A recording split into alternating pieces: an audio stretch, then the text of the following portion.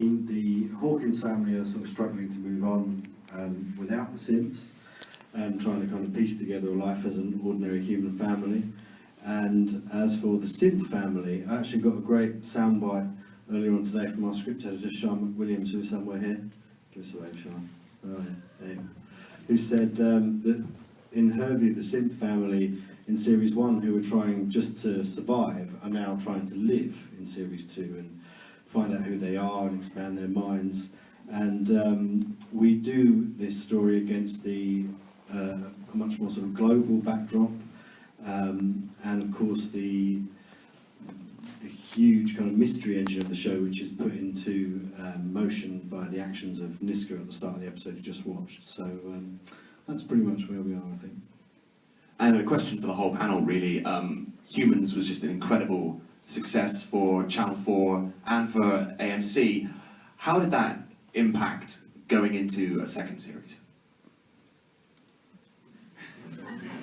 Well, I mean, it presented us with a bit of a challenge, which we wanted to try and embrace, really. You know, to sort of how do we expand the world? How do we make it even more exciting? Obviously, there's some huge reveals in Series 1, which we can't, you know, now that they're out of the genie's out of the bottle, we couldn't put it back in again. So I think it's a tribute to Sam and John, two brilliant writers, that they came up with something which really expanded the world of humans, you know, taking us to Bolivia, San Francisco, Margate, and all these very exotic occasions. And also, you know, this feeling that synths were penetrating more and more into human life in every way, and sort of exploring, you know, so we can explore synth-human relationships, you know, the boundaries are being blurred even more, and that was just very exciting, that there was so much potential to do much, you know, more and more rich and dimensional stories with these characters and with the world. I mean, was that very much an ambition for the second series to paint on a broader canvas, if you like, to go slightly more global? It was. I mean, we've always really thought it is a global story. You know, we say there are hundreds of millions of synths in the world, and so when we had an opportunity to bring this story back, we always wanted to have more of a global flavour. And we also wanted, we're so delighted with the cast we've got and the characters and the way they inhabit them, is that we had this idea that we really wanted to kind of fracture them and kind of scatter them sort of across the country and the world to a degree, and then really have the story reel them in at an increasing pace as the sort of mystery is revealed and the plot kind of accelerates. But sort of scattering them out kind of gave us the opportunity to give everybody their own story. But really it's all about, it's still, humans will always be about the relationship between humanity and technology, as sort of represented in all of these very different relationships that people have in the show. Now, Emily, Niska is still at large with the Consciousness Code when we begin the second series. What's her journey this series, and what's new for her apart from the red hair? Apart from the red hair. One of the biggest things that happened to Niska in Series 1 is meeting George and learning that the world isn't as black and white as she'd thought it to be, that humans can be good, and that she can have more complex relationships with humans. And I think that very much has come with her into Series 2, that you might have imagined that the decision of whether or not to release the code is a simple one, but actually because of what she learnt in Series 1, it's not simple. And similarly, the sort of door on her heart of can she trust another being, human or not, it's a bit less black and white than it was in Series 1, where she didn't trust anybody. And we see at the end of that first episode then, Niska says she wants to be trialled as a human, or as a human would be. Is this a story of synth civil rights, almost? I gave you the mic too soon. That is absolutely one aspect of it that we wanted to go into. We always wanted to explore the idea of who has the right to decide what is human, what is conscious, what is consciousness, how do you prove it, and the entry point just gave us a natural way to explore the story. And we realised that we'd made Laura's character, you know, a lawyer, so we had a way to maybe kind of dig into that story. But yes, it's something we explore in more than one way, definitely, in second series. And Gemma, for you and for Emily as well, how easy was it snapping back into synth mode for this second series? Were you a little bit rusty? Was there more synth school required? I was pretty rusty. On the first day back, Dan, our amazing choreographer, Dan O'Neill, who sat at the front here, got us to kind of do the basics and got us to run, do synth running. I managed to pull every muscle in both legs. It was an agony for the rest of synth boot camp. Yeah, no, it was harder than expected. I don't know about you. Yeah, it was harder, but what was good is we had some new synths, so we were at least better than they were. So. You were the veterans. Well, that's a good point. How easy or difficult was it to find new actors who could live up to the high standard that these guys had set with the first series?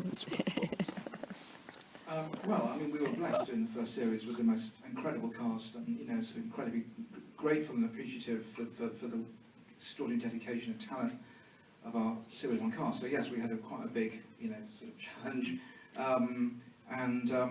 we had a wonderful casting director, Victor Jenkins, and we had, you know, we sort of searched high and low to get the best people for those roles. So, I mean, you know, I think we struck lucky with Sonia Cassidy and with Carrie Ann Moss and Marshall Ullman, and I'm now going to forget a few people who I ought to mention, but I think both finding new synths and new human characters was, you know, we just tried to be as thorough as we could and get the best people. Now, Catherine and Tom, what state is Joe and Laura's marriage in this second series? I know it's just sat quite far apart. I hope that's not a bad sign.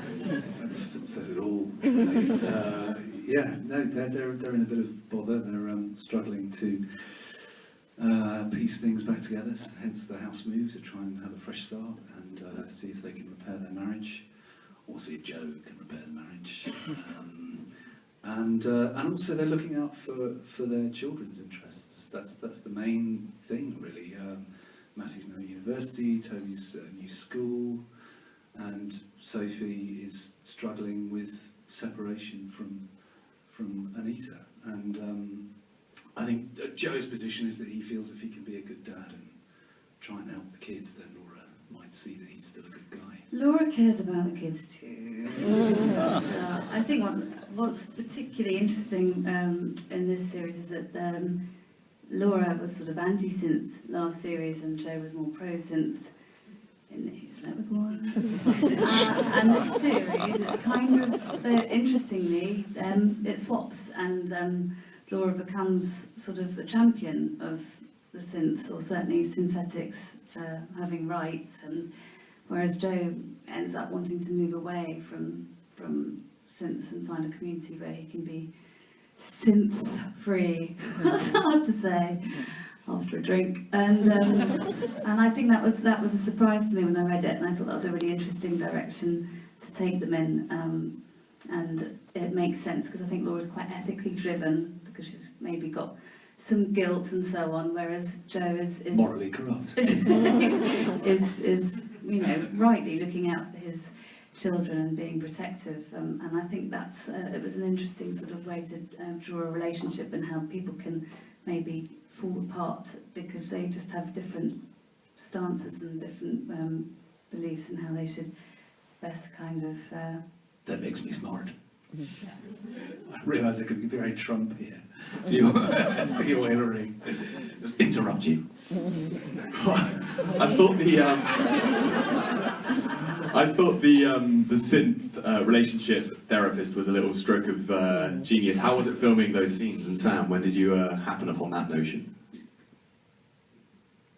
Can't really remember. No, it was something we knew. I think sort of a streak of humour is very important to the show, and we wanted to have something in there like that in series one. But when we had the idea, you know, we knew that their marriage was going to be in trouble. And we thought, of course, you know, it's quite a natural extension of that. I thought to think they'll be in counselling, and then we thought, well, we want to show how synths have become more sophisticated and have penetrated deeper into every level of society and doing more and more jobs that we wouldn't necessarily associate with machines. And then we had a chance to have a funny scene and cast, you know, a brilliant cameo from Josie Lawrence.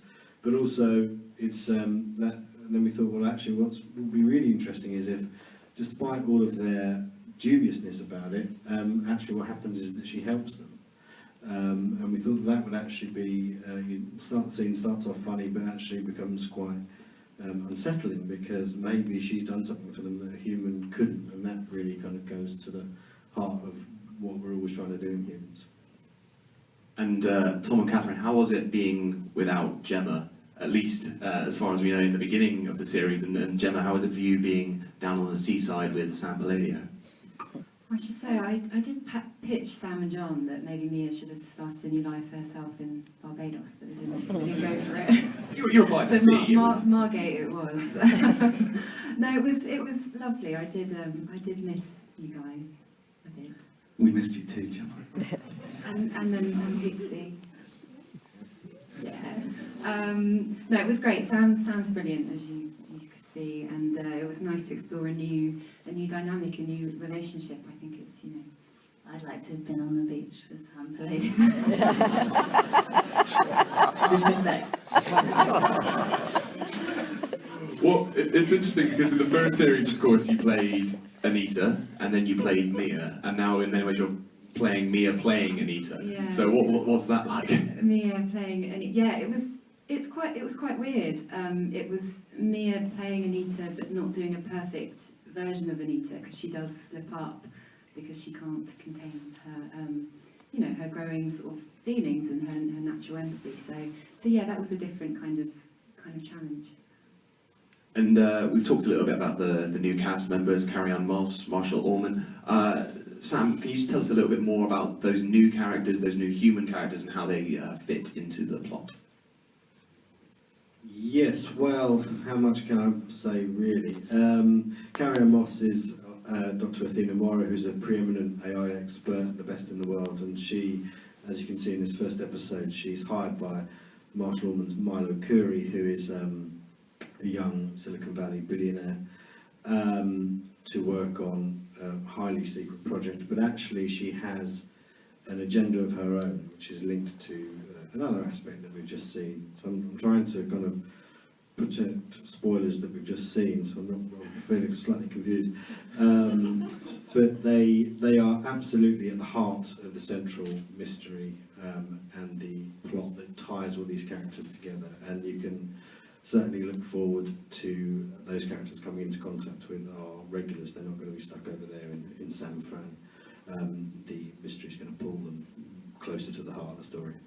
Fantastic. And in terms of working or embarking on an exciting project, Gemma, you've been working on an exciting little side project of your own, sort of humans related. We're going to see a little promo for that, and then we'll have a chat about that.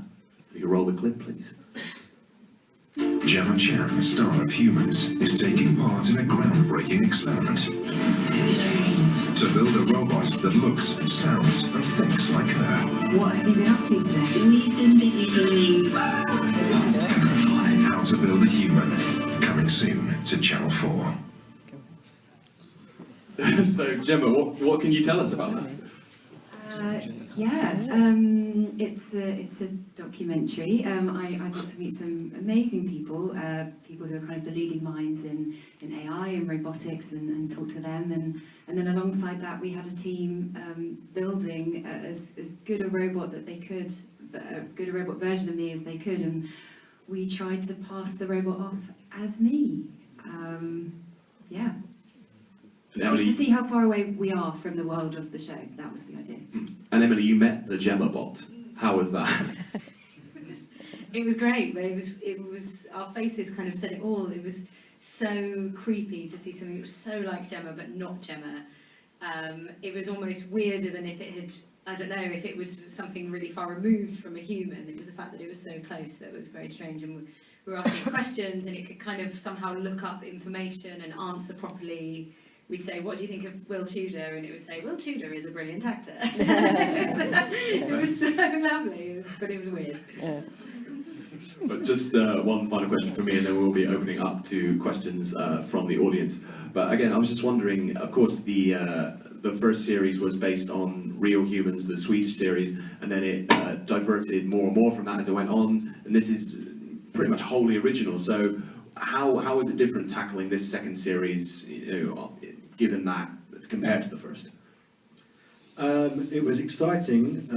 We always had freedom to take the story in its own direction, but we had this wonderful framework and basis from the original series, written by Lars Lundström, who's here tonight, I think, and he gave us absolute freedom to do what we wanted with it. And when we started quite close, and then it just organically grows away. You make a small change, and that's magnified or further on down the path. So when it came to the second series, we knew it would be an even bigger departure. But there's lots of the themes that he continued to explore are sort of explored in ours, albeit in different ways. It's exciting to be doing more of our own stuff, but it's nice to have something to hold on to as well every now and again. Wonderful. Right, we're going to take some questions from the audience now. So if you do have a question, please put your hand up. There's some roving mics around the room. Yes, just over here. Thank you. Hi, this is a question for the whole panel. So Westworld aired last week. Do you see it as a rival to Humans? The Yul Brynner film? Don't know why we'd be worried about that. Yeah, I mean, you know, it shows that there's a huge appetite for drama about something which feels totally pertinent to our lives now, you know, the interaction with technology. Of course, it's very different. You know, it's a theme park. I think what we have, and I'm not trying to say, you know, ours is, you know, any better or anything. Obviously, what we have is a world that feels, I think, very grounded and real and set in an almost mundane suburban world at some level. You know, we are dealing with the most domestic, intimate sort of issues, and we're not trying to set it in a more sort of sci-fi-ish world. I think that really remains the DNA of Humans. And you know, it's been thousands of movies, from Terminator to Blade Runner to RoboCop to you know, hundreds and hundreds of movies have explored AI. It's just an accident that, you know, Westworld should have aired in pretty much the same week. But I just sort of think that because they all explore it in such different ways, what you get is something, you know, you just get very, very different angles and perspectives on this subject. And I hope that what we're so far removed from Westworld in terms of our focus on the grounded, mundane realities, as opposed to the, you know, the sort of the huge theme park, that I think we are sufficiently different. I watched the first couple of episodes and I really loved it. And again, I think, you know, the territory that their show explores and that our show explores, you know, these questions of, you know, who are we, what makes us human, these questions are so, you know, rich, and the answers are kind of infinite. There's definitely room for more than one show in this area. I really enjoyed it. Yeah, actually, I don't need to say anything now because I was going to say largely that. I welcome it, actually. I think this area is so at the forefront of the sort of public consciousness that there is room for two shows about it, and it's really exciting to look at it and see what they've done differently and things and conclusions that they've arrived at that are similar. But if there's room for 156 shows about cops, there's room for two. Yep. Who's next? Any more questions? I'm struggling to see here. Don't be shy. Yep. Gentleman over there. Where's the robot now? I don't know where the robot is now. I think the robot belongs... How do you know that's you? I did worry that perhaps I was... It did occur to me midway through that maybe I was making my own replacement. Series 3. Series 3, yeah, I might be out of a job. But no, I believe the robot belongs to Channel 4. So it's somewhere in the Channel 4 building, I imagine. And then the real Gemma enters the room. Anyone else? Yep, gentleman just there.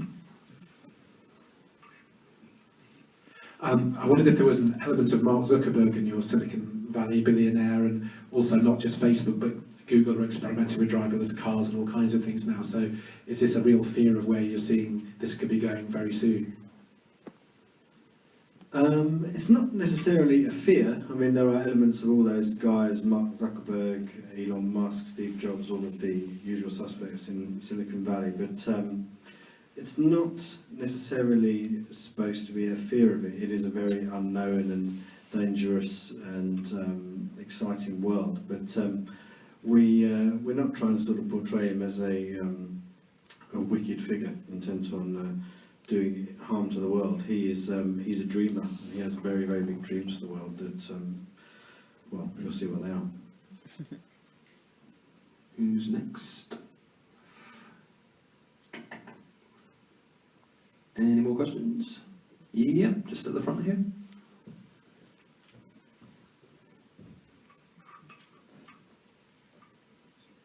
If you could play a different character than the one that you actually play, who would you choose? Sophie. Not even kidding. Well, I am dying to. I spend a lot of time in my trailer on set practicing my synth. And all I'm going to say is it's better than any other synth. It's actually very hard to be a synth, but I would like to give it a go. Would you like to go to synth school just for fun? I'd like to play Odie.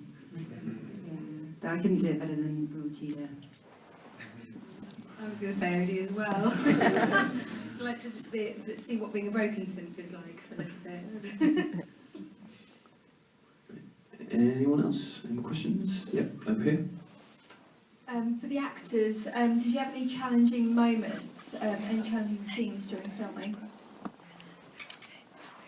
It's always challenging movement-wise as a synth. Whenever you discover a new thing, you have to be able to achieve whilst still convincingly being a synth.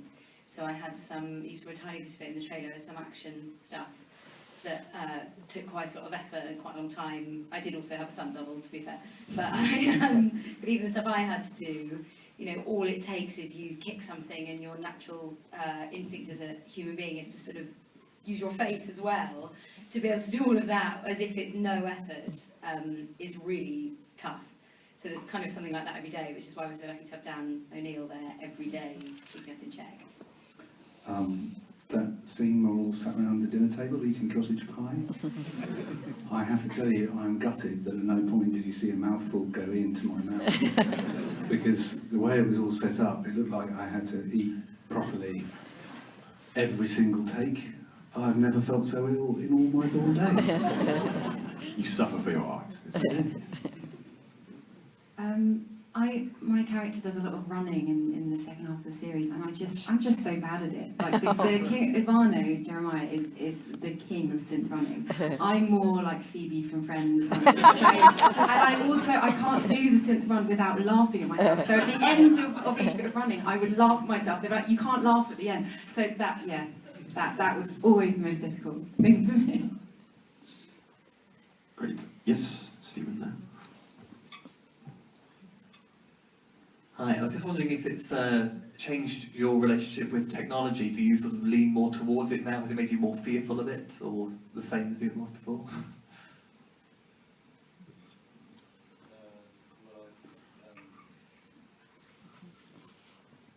I remember being asked in the first series if I wanted to have a synth, and I said yes. Yeah.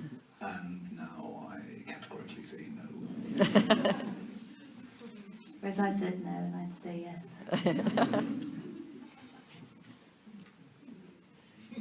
I think I've been a bit more aware at this time of, I've thought more about, because of Joe's storyline, what it means to be replaced. And so I've been a bit more aware of things like self-checkouts and stuff like that, that you sort of think that was a job and now it's a machine. So I have become a bit more wary, I think. I think we're sleepwalking into our own annihilation. That was the conclusion that I came to after finishing doing that documentary. Having spoken to the experts, that's apparently so. And we don't really mind. Yeah. Well, that's cheering. Everything's going to be fine. Any more questions? Yep, it's the gentleman just in the middle there.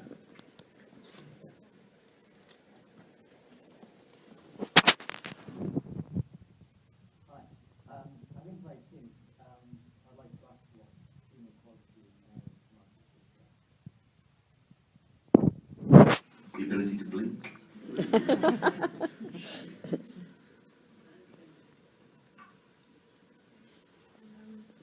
think, that's such a good question. I think there's something very unsettling about things that can't give you the natural responses that you get from a human. That, you know, it's so difficult when you're playing a synth not to sort of nod along when someone's talking to you and go and show that you're listening and hearing and receiving information. And it's very unsettling if someone does that to you. And some real people do that. They just sort of look at you for ages while you're speaking, and I definitely really appreciate that quality that humans have to show constantly, even without saying anything, that they're with you and they're processing something.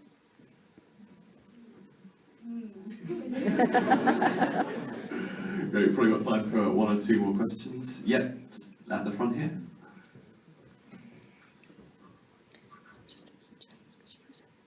This one's for the writers of the show. Being an avid fan, I always find that 8 episodes I've just left wanting more. Is it difficult for you guys to kind of contain all the material you have? Do you wish you had a bit more to write?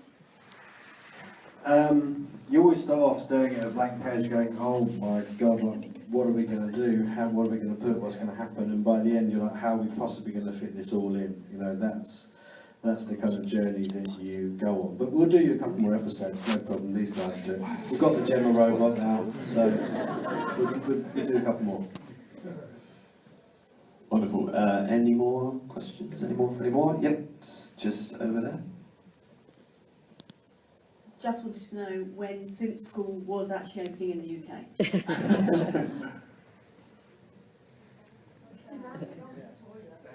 He's the man who would know. Just as a sort of not very rather indirect segue, but fantastic credit to Dan and Synth School and all the incredible work he did with choreography. But we also had 4 amazing directors on this series whose creative contribution was massive and substantial, and obviously because of the uniqueness of Synth School, sometimes they don't get quite the mentions that they deserve. So I just want to say thank you to Lewis Arnold, who directed the episode we've just seen rather brilliantly, I thought, and episode 2, and then we have Mark Carl Tibbets, who directed episodes 3 and 4, Francesca Gregorini did 5 and 6, and Mark Brazil was here, did 7 and 8. So it's just very nice to feel that we, hopefully found directors who really found a way into making this world real and bringing out the incredible qualities that our actors have as well.